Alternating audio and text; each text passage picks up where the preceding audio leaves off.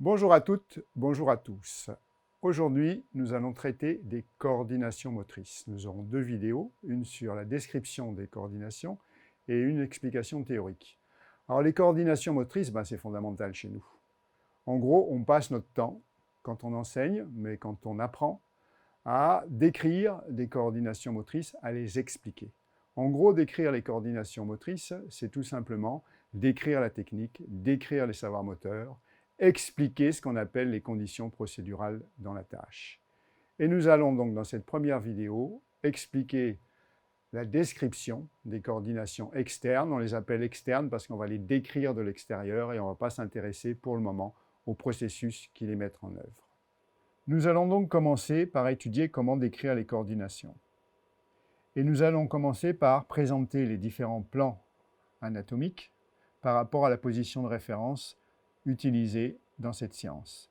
Ici, une photo tirée du site Anatomie 3D. Comment nous allons bien pouvoir utiliser tout ça? Eh bien, déjà, premier élément, l'espace s'oriente selon trois plans. Vous avez eu ça dans vos cours. Le sagittal qui délimite la droite et la gauche, le frontal qui délimite l'avant et l'arrière, et l'horizontal qui délimite le haut et le bas. Et nous avons ainsi, pour compléter nos descriptions, trois axes. L'axe vertical, l'axe horizontal antéro-postérieur et l'axe horizontal latéral. Ceci délimite 8 espaces. 8 espaces qui vont s'organiser par rapport à ces différents plans. L'espace avant droite en haut, ici, avant gauche en haut, mais on a aussi l'espace avant gauche en bas, avant gauche à droite, et la même chose derrière. Ce qui est compliqué, en plus, dans la description des coordinations, c'est que ces différents plans, il nous faut aussi décrire les coordinations par rapport aux mobilisations musculaires correspondantes. Et nous avons ainsi des nouveaux espaces qui se délimitent par rapport aux possibilités articulaires de l'épaule, et ce qui va se dérouler en haut de l'épaule ou en dessous de l'épaule, et ce qui va se dérouler au niveau des jambes, en dessous du genou ou au-dessus du genou. Et nous avons donc ainsi 16 sous-espaces plus ou moins faciles à investir en fonction de la latéralisation. Il est ainsi plus facile d'investir l'espace en haut à droite pour un droitier que de l'investir en haut à gauche, comme il est plus facile d'investir l'espace en bas à droite pour un droitier, ou l'espace en bas à gauche quand on est à pelle-pied gauche. Et il est beaucoup plus difficile d'investir l'espace arrière. Pareil, les mouvements qui se déroulent au-dessus de l'épaule ne mobilisent pas la ceinture scapulaire de la même façon que ceux qui se déroulent en bas, et les possibilités de mouvement qui se déroulent en dessous le genou ou bien qui vont intégrer la hanche n'ont pas forcément les mêmes difficultés. Voilà pour la présentation de ces plans anatomiques et par rapport auxquels on va travailler. Et qu'est-ce qu'on va distinguer pour pouvoir décrire les coordinations motrices? Premier élément de distinction, tout ce qui va concerner les coordinations de mouvement ou coordination globale du corps. De quoi s'agit-il?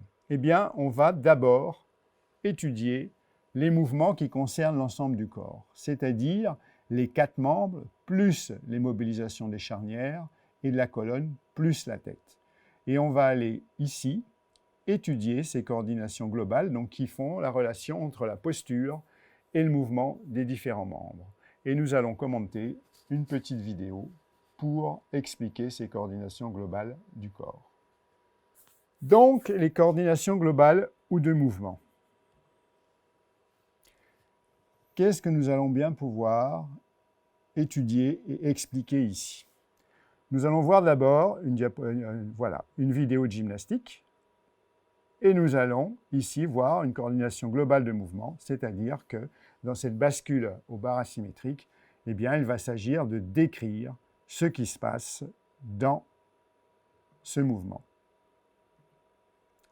Décrire les mouvements de fermeture, décrire les mouvements d'ouverture, décrire la position du corps, décrire les mouvements du bassin, décrire les actions au niveau des cuisses, les actions au niveau des bras, les actions de l'ensemble du corps, pour pouvoir décrire les coordinations. Décrire ici aussi les mouvements globaux du corps.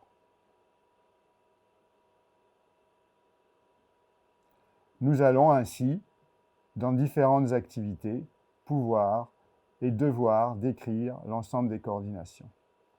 Ici, les coordinations en golf. Eh bien, décrire les coordinations globales, ça va être expliquer le placement du corps, ça va être expliquer les mouvements du haut du buste, expliquer les mouvements des jambes. Ici, nous avons un exemple, par exemple, de coordination en vissage, des vissages. Voilà, décrire des coordinations d'action, c'est décrire les mouvements globaux du corps, les uns par rapport aux autres.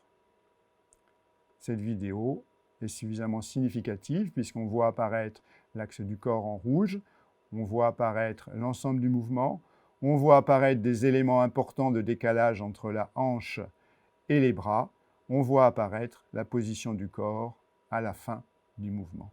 On est bien sur une coordination globale du corps. De la même façon, on va retrouver les mêmes questionnements sur des actions.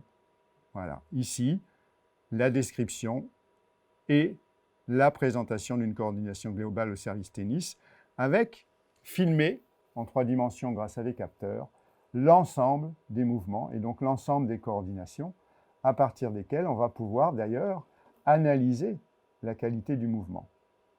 Donc tout ce qui est coordination globale, vous voyez bien ici apparaître cette coordination globale. Et ici, on voit des mouvements au niveau du pied, on voit des mouvements au niveau de la hanche, au niveau du bras, au niveau du poignet, qui vont nous amener à compléter ces descriptions par ce qui se passe au niveau des gestes. Ici, ce qui se passe au niveau du bras par rapport à cet autre bras, ce qui se passe au niveau des appuis-pieds par rapport au bras. Voilà. Et donc, étudier, comme expliqué par la personne qui démontre, étudier d'ailleurs les mauvais placements correspondants, étudier la qualité des coordinations. Donc, analyse des coordinations globales.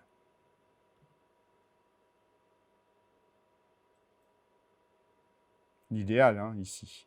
On ne va pas tout reprendre, mais vous devez être capable, et un entraîneur doit être capable de décrire tout ça et d'analyser tout ça, sans forcément l'aide d'un appareil supplémentaire aussi sophistiqué. Ça, c'est pour faire de la recherche. Et vous voyez ici le mouvement d'extension. Nous allons maintenant passer aux autres étapes descriptives des coordinations. Donc, les principales coordinations globales ou de mouvement. En fait, on en a 3, plus une combinaison. La première, c'est tout ce qui va être flexion, avec enroulement, et extension, avec déroulement. On est sur le plan horizontal, l'avant et l'arrière. Elle pourra se combiner avec fermeture et ouverture au niveau de la hanche. Deuxième coordination globale, c'est les mouvements d'ouverture écartée et de fermeture serrée. On est ici par rapport à cette verticale-là et par rapport à cet axe. Je le reprends, ouverture, vous voyez mes jambes et mes bras qui s'ouvrent, et fermeture. Ça s'accompagne bien souvent d'une action du dos avec les omoplates qui se resserrent derrière et d'une action au niveau des fessiers qui permettent cette ouverture, et ça s'accompagne d'une action principale musculaire vers l'avant pour fermer et vers l'intérieur ici pour fermer.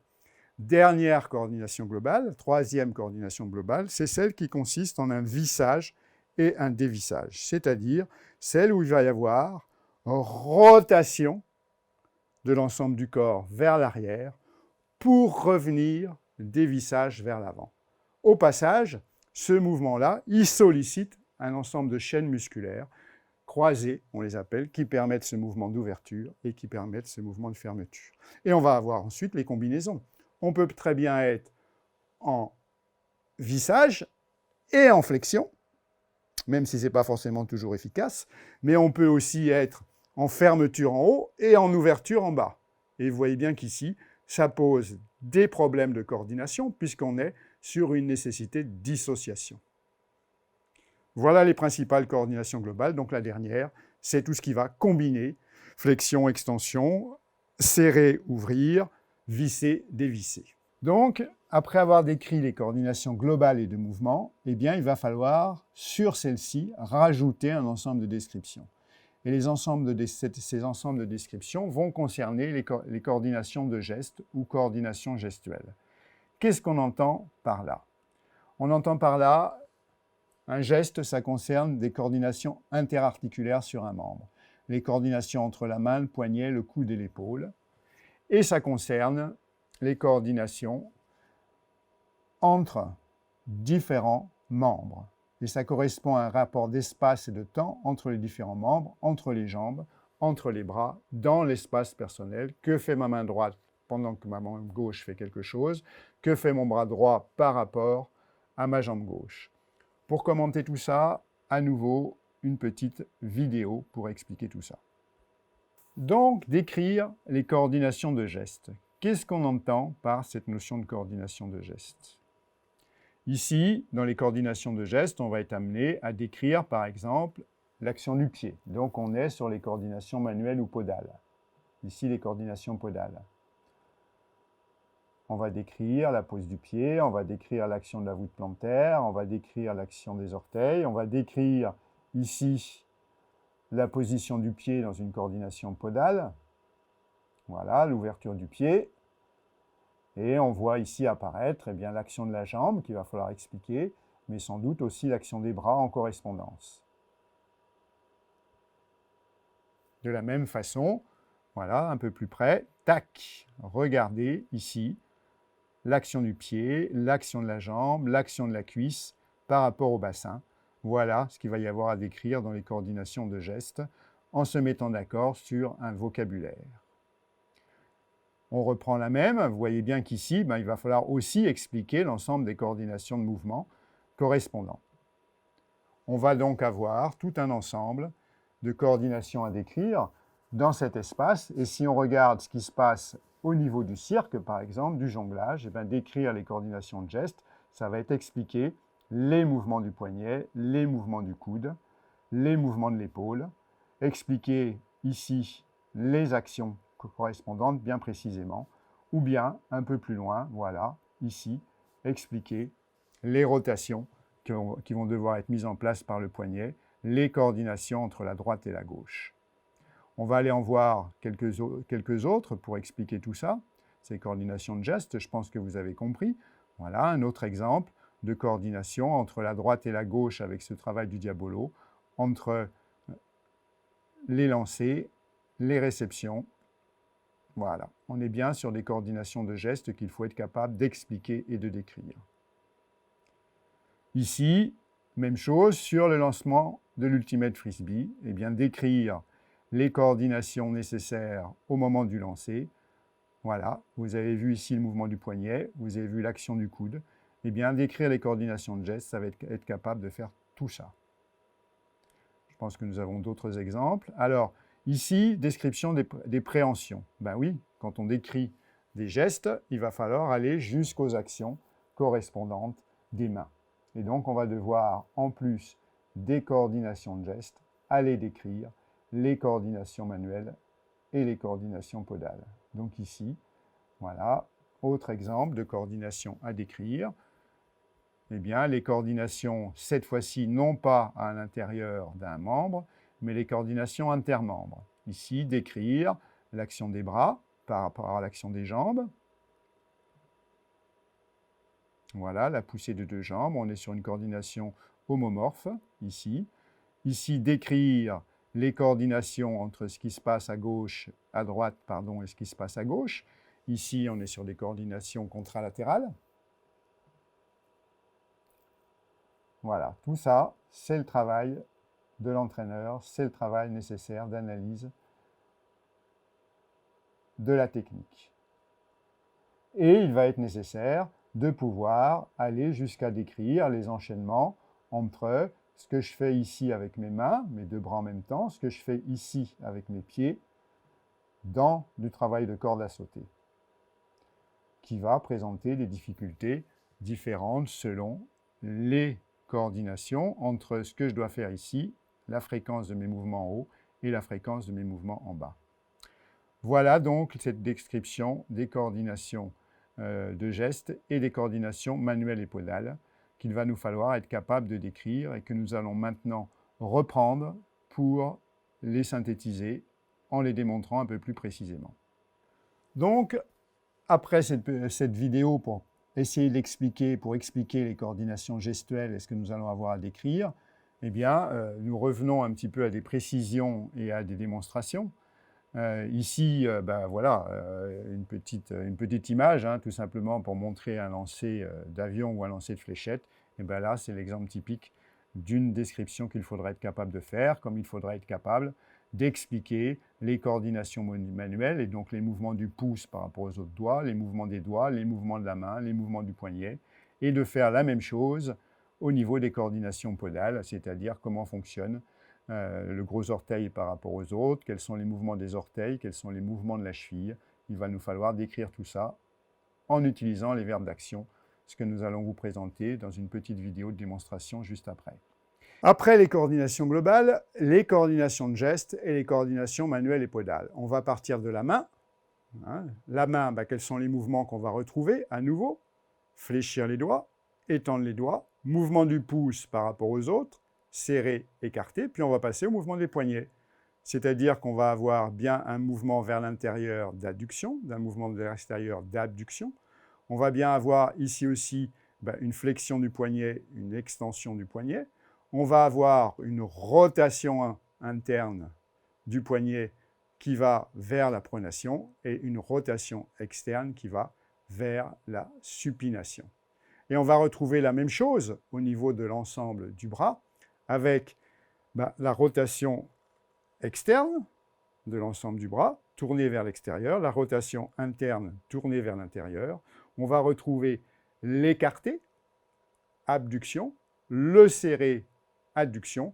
Et si on le présente cette fois-ci dans le plan vers l'avant, eh bien on va avoir le mouvement d'élévation qui va donner le mouvement d'antépulsion et le mouvement d'abaissé qui va donner la rétropulsion. Comme on aura aussi le mouvement de pousser et le mouvement de tirer selon les différents plans. Et ces mouvements au niveau des bras vont solliciter les muscles différemment selon qu'ils se déroulent au-dessus de l'épaule ou selon qu'ils se déroulent, par exemple, pour le mouvement d'abaissé, vers l'arrière, puisque derrière, ça devient du mouvement de relevé. Mais c'est en anatomie le même mouvement, mais du point de vue fonctionnel et du point de vue des coordinations motrices, c'est un autre, puisqu'il sollicite les muscles différemment.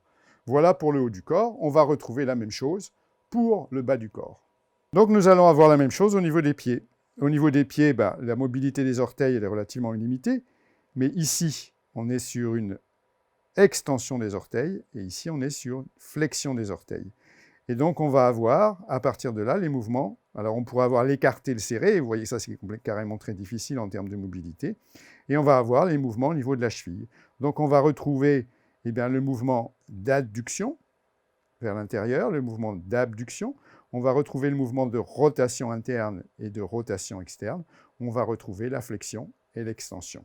Et en fait, on a une difficulté parce que quand on est en flexion de la cheville, on est en extension des orteils. Et la coordination entre les deux ne va pas forcément être facile, c'est-à-dire construire la dissociation entre les orteils et le reste du pied. Et donc, on va avoir du coup des mouvements d'inversion et des mouvements d'éversion du pied qui vont combiner l'ensemble de ces mouvements. Et c'est souvent la combinaison de l'ensemble de ces mouvements, de l'ensemble de ces coordinations, qui va permettre un bon travail quand on va travailler pour tirer au foot, quand on va travailler en brasse pour placer correctement la cheville. Quand vous regardez un petit peu comment se place la cheville en brasse dans la flexion, vous avez un mouvement de flexion, un mouvement, excusez-moi pour l'équilibre, on va retrouver en brasse un mouvement de flexion, un mouvement de rotation, un mouvement d'extension et un mouvement de rotation vers l'intérieur. Donc, décrire les coordinations au niveau des pieds. On a la même chose au niveau de l'ensemble de la jambe. Donc, les mouvements du pied à décrire, les mouvements de la jambe et des deux jambes les unes par rapport aux autres, on va retrouver à nouveau la rotation externe, ouvrir, la rotation interne, et vous voyez que c'est ici au niveau de la hanche que ça joue, rotation externe, rotation interne. On va retrouver l'écarté, le mouvement d'abduction, le serré, le mouvement d'adduction, et on va retrouver aussi, bien évidemment, tout ce qui va être flexion, et vous voyez qu'ici on a flexion du genou et flexion de la jambe. on va retrouver tout ce qui est extension, mais on va retrouver aussi le tirer et le pousser, l'écarter et le serrer. Et selon si ça se déroule vers l'avant, latéralement ou vers l'arrière, ce ne sera pas les mêmes sollicitations.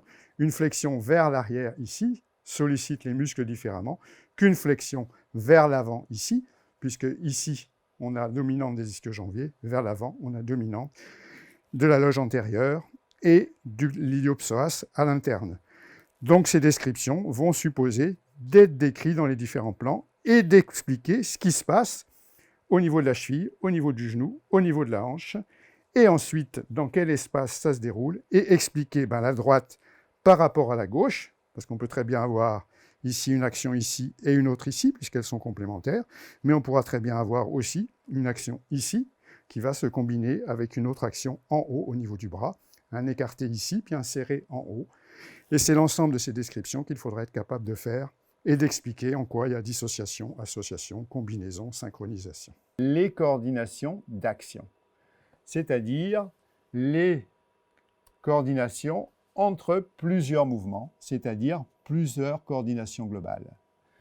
Et une coordination d'action correspond à un ensemble de coordinations globales, chaque coordination globale correspondant à un sous-but, et il va être nécessaire d'intégrer les déplacements ou des changements de mouvement. C'est-à-dire une coordination d'action, c'est forcément une succession d'actions, et c'est forcément un changement de mouvement.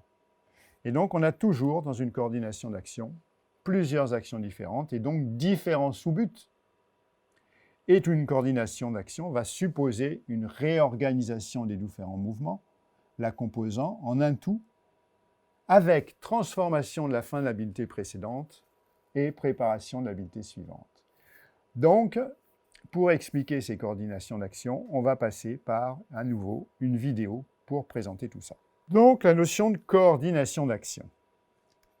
La coordination d'action implique donc plusieurs sous-buts. Ici, voilà, vous voyez apparaître une course d'élan au saut de mouton avec un ensemble de figures. Eh bien, on a clairement ici une succession d'actions que nous allons devoir expliquer et commenter et qui présente différentes parties, puisque nous avons bien la course d'élan qui va supposer une description, donc c'est une première partie. Nous avons ensuite, voilà, l'appel, ici, excusez-moi, j'ai été un peu trop vite, qui est une deuxième action qui suppose des coordinations globales particulières. Nous avons ensuite ici, eh bien, la deuxième partie qui va de l'appel à la prise d'appui sur le mouton. Et ensuite, voilà, une troisième partie qui explique les actions à partir de la répulsion de bras. Et enfin, une dernière qui est celle de la réception. Donc, nous avons bien une succession d'actions qui suppose la transformation de l'action précédente pour qu'elle intègre l'action suivante. Et ici, l'intégration de cette coordination ici en préparant la réception à l'arrivée. Et décrire les coordinations d'action, ça va être être capable de décrire tout ça en passant par l'action des mains, en passant par l'action du corps, en décrivant ce qui se passe et les différentes actions ici qu'il y a à mettre en œuvre pour réussir à faire ces coordinations. Ici, sur une lune, ça vient d'une vidéo faite par la Fédération de Gym, Gymnéo, qui est de très grande qualité. Voilà. Donc, nous avons bien ici une succession d'actions qu'il va falloir être capable d'expliquer et de décrire dans ses moindres détails, en intégrant là-dessus les coordinations globales, les coordinations de gestes et les coordinations de mouvements. Ici, la même chose sur des diagonales en gym, eh bien, décrire la succession d'actions va supposer d'écrire chacune des actions, mais va supposer aussi d'expliquer comment la précédente doit se transformer pour préparer la suivante, c'est-à-dire ici le passage de la rondade au flip arrière. Voilà. Coordination d'action.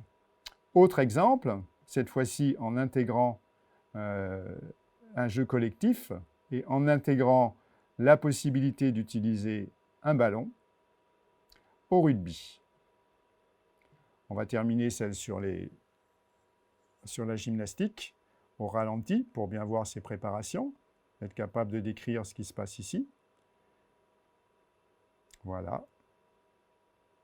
Et donc ici, on va partir. Ce qui nous intéresse, ce n'est pas ce qui se passe dans la mêlée, puisque en fait, ce n'est pas les coordinations d'action. Ici, c'est un jeu collectif qui va se décrire avec la fonction sémiotrice, qui va se décrire sur la communication.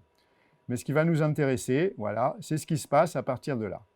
C'est-à-dire que mon joueur, il passe la balle, et nous avons donc ici le réceptionneur qui va enchaîner réception de balle, qui va enchaîner frappe au sol et drop. Voilà. Ici, il va s'agir d'être capable de décrire la coordination d'actions successives, comment il passe de la réception au frappé de balle au sol et au frappé de balle avec le pied. Et, bien sûr, ça va supposer aussi de décrire la coordination globale à chaque fois, de décrire les coordinations de gestes, de décrire l'action du pied. Et nous aurons ainsi décrit l'ensemble des actions et des coordinations nécessaires pour atteindre le but. La même au ralenti. Voilà, tac, réception, frapper au sol, tac, et frapper avec le pied. Voilà. Dernier exemple, voilà, coordination d'action. Nous avons ici au ring hockey une phase d'élan, une phase d'armée et une phase de frappe qui va permettre de tirer dans le but. Et il va falloir être capable, là aussi, de décrire cette succession d'actions, de décrire la coordination globale, ici à vissage-dévissage, de décrire l'action de la jambe et de l'autre jambe, de décrire la coordination des gestes ici, et même de décrire en l'intégrant l'action ici des deux mains et l'action des deux pieds. Et c'est ainsi que nous aurons finalisé l'ensemble des descriptions dans les coordinations externes. On le regarde une dernière fois. Et on va passer à la synthèse de tout ça. Voilà. Regardez ici, à nouveau, on a bien une transformation de la course d'élan qui se transforme pour construire une nouvelle organisation motrice, une nouvelle coordination qui va permettre, avec le transfert du poids du corps, l'armée de la crosse et la frappe. Et cette frappe, il va falloir aussi être capable de la décrire du point de vue du geste et du point de vue de l'action main. Voilà. Donc nous passons à une petite diapositive, à 2 ou 3 diapositives de synthèse pour revenir sur tout ça. Donc, décrire les coordinations, c'est décrire la succession des opérations nécessaires ou conditions procédurales dans la tâche. C'est-à-dire décrire de l'extérieur ce qu'il y a à faire. Il faudra le décrire avec des verbes d'action en se plaçant du point de vue des sujets. Donc, on va considérer les successions d'actions, ce que nous venons de voir dans la vidéo, et leur compatibilité, c'est-à-dire est-ce que le passage d'une action à une autre, donc d'une coordination globale à une autre, est difficile ou pas. On va considérer ensuite les coordinations globales ou de mouvement qui intègrent la posture sur laquelle vont se greffer les coordinations de gestes avec une faute. Geste, ça serait mieux avec un S. Étudier ensuite comment les coordinations de gestes se greffent dans les précédentes. Étudier comment les coordinations manuelles et podales s'intègrent dans les coordinations de gestes. Et donc, on va, plus généralement, poser la question des correspondances entre les actions, des verbes d'action à mettre en œuvre successivement ou simultanément, et donc la question des dissociations, c'est-à-dire dissocier la droite et la gauche, dissocier le haut et le bas, dissocier à l'intérieur d'un membre des actions particulières, la question des associations, c'est-à-dire comment telle action à droite va s'associer avec telle action à gauche, préciser comment ça va se combiner dans le temps et dans l'espace, et préciser encore comment ça va se synchroniser en termes temporels. Et il va falloir être capable d'expliquer ces coordinations à construire en fonction du point de vue du sujet, de son intentionnalité et de son référentiel propre. C'est-à-dire, qu'est-ce que ça veut dire ça? Ça veut dire tout simplement que quand on parle de description anatomique, on le décrit d'un point de vue extérieur dans une position de référence qui est celle des mains ouvertes vers l'avant avec le petit doigt sur la couture du pantalon, alors que nous, en tant qu'enseignants, en tant qu'entraîneurs, en tant que personnes analysant et décrivant la motricité et les coordinations, il nous faut les décrire du point de vue du sujet, avec des verbes qui vont être ceux du sujet, ouvrir, fermer, tourner, écarter, serrer. C'est toutes ces descriptions-là qui sont importantes, descriptions et verbes que je vous ai présentés dans les petites vidéos de démonstration. Et maintenant, en fait, la coordination, c'est tout simplement la signature. Elle se manifeste, la coordination, dans un comportement qui est la signature de la coordination motrice. C'est ça qui nous permet de dire que la coordination motrice est pertinente. Et donc, il s'agit de les décrire sous forme de verbes d'action, ce qui permet de décrire les savoirs moteurs, mais nous, il est important d'aller plus loin, c'est-à-dire qu'il ne suffit pas de décrire, il va nous falloir passer à l'activité sous-jacente du sujet, au processus. Et il va falloir intégrer des explications théoriques afin de définir les fonctions processus impliquées dans la construction des savoirs, puisqu'il s'agit bien, dans notre propos, de dire quelle est l'activité du sujet qui construit ces savoirs. Et nous allons donc, dans une prochaine vidéo, passer sur les justifications théoriques, passer sur les verbes d'action, passer sur les processus, pour aller, mais ce ne sera pas dans le cadre de ce cours de L2, vers la formulation de principes d'action sous-tendant les savoirs moteurs. Principes d'action comme connaissance du corps à acquérir et développer. Exemple de principe d'action, c'est le principe de mise en tension en voie, le principe d'allongement des chemins d'impulsion, etc. Mais nous n'allons pas le traiter là, c'est pour les années ultérieures. Et donc, nous allons devoir étudier, dans la prochaine vidéo, la difficulté psychosensorimotrice du point de vue des coordinations motrices et du point de vue de la remise en cause des coordinations habituelles du terrien. Voilà, j'en ai fini pour cette vidéo d'explication sur la description des coordinations motrices externes et nous passerons donc dans la prochaine sur les justifications théoriques et la notion de difficulté des coordinations. Merci de votre attention.